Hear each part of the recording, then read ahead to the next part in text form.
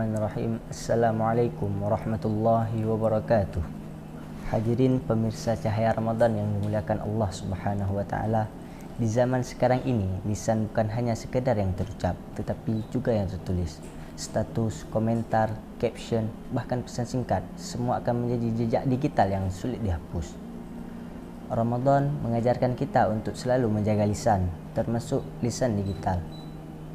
Rasulullah sallallahu alaihi wasallam bersabda dalam hadis, "Man kana yu'minu billahi wal yaumil akhir falyaqul khairan aw liyasmut."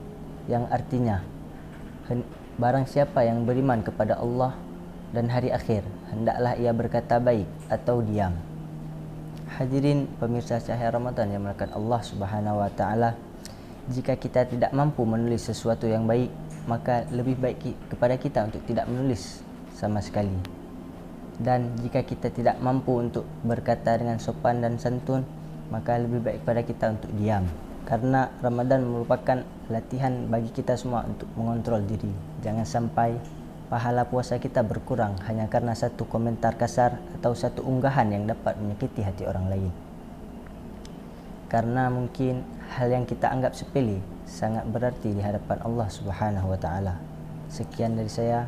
Hadanallahu wa iyyakum ajma'in. Assalamualaikum warahmatullahi wabarakatuh.